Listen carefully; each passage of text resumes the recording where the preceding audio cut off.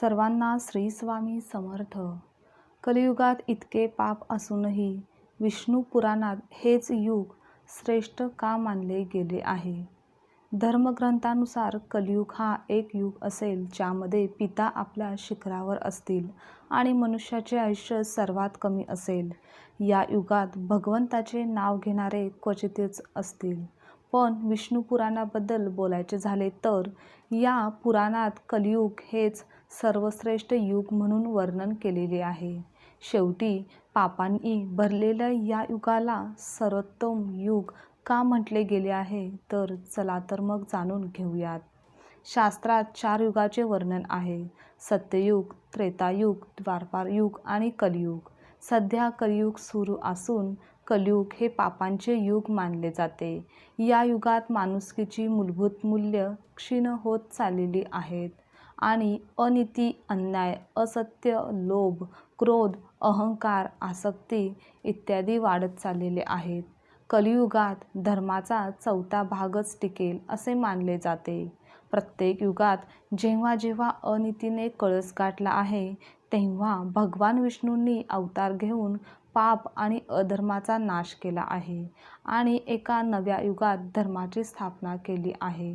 शास्त्रानुसार कलियुगातही जेव्हा पृथ्वीवर पापाचे प्रमाण अतिदायक वाढेल तेव्हा भगवान विष्णू कल्की अवतार घेऊन दुष्टांचा नाश करतील. त्यानंतर पुन्हा एकदा सतयुग सुरू होईल. कलियुग अद्याप सुरुवातीच्या टप्प्यात आहे. या युगात मनुष्याच्या जीवनात अनेक भिन्न वळणे येत आहेत आणि संघर्ष येत आहेत, जेथे त्याला चांगल्या आणि वाईट दरम्यान संतुलन राखावे लागते, कारण या दोन्हींचा परिणाम जीवनावर होत असतो. या युगाचे महत्त्व हे आहे की ते आपल्याला आठवण करून देते की जीवनात संतुलन खूपच महत्त्वाचे आहे. आपण आपले आचार, विचार आणि कर्म संतुलित ठेवणे आवश्यक आहे. शिवाय आपण आपले आध्यात्मिक जीवन सततच विकसित केले पाहिजे. यामुळेच लोक त्यांच्या जीवनात आध्यात्मिकतेला स्थान देत आहेत, जेणेकरून ते त्यांच्या खऱ्या स्वभावाशी, मानवतेशी जोडले जातील.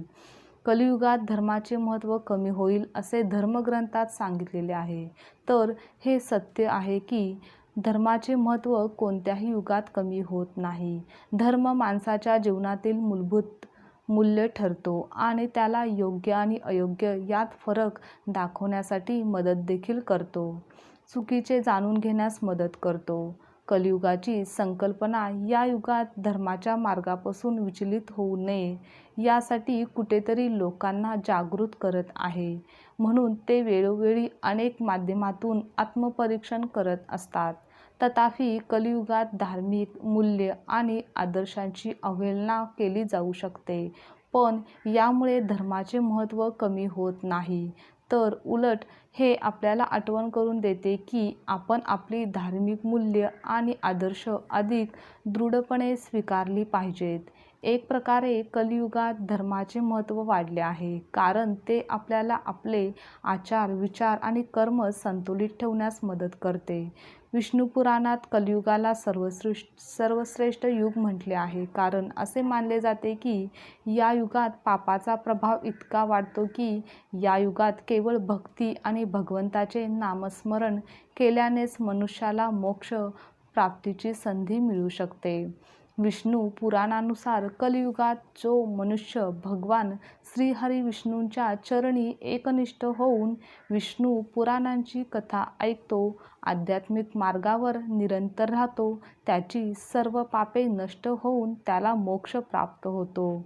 विष्णू पुराणात वर्णन केलेल्या एका घटनेनुसार वेद व्यासींनी एका चर्चेदरम्यान सांगितले आहे की कलियुग हा काळ सर्वोत्तम आहे, कारण निस्वार्थीपणे जप, तपश्चर्या, यज्ञ, होम आणि व्रत इत्यादींचे पुण्य सतयुगात 10 वर्षात मिळते, त्रेतायुगात 1 वर्षात, द्वापार युगात 1 महिन्यात आणि कलियुगात फक्त 1 दिवसात पुण्यप्राप्ती होऊ शकते.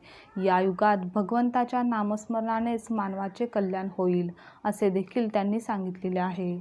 अशा प्रकारे कलियुग हे सर्वोत्तम युग मानले जाते, कारण या युगात मनुष्याला त्याच्या कर्माचे फळ त्वरित अनुभवता येते, ज्यामुळे तो त्याचे कर्म सुधारू शकतो आणि स्वतःला आध्यात्मिकरित्या उन्नत देखील करू शकतो. आजची माहिती तुम्हाला आवडल्यास लाईक, शेअर आणि कमेंट करा आणि चॅनलवर नवीन असाल तर चॅनलला सबस्क्राईबसुद्धा नक्की करा. श्री स्वामी समर्थ.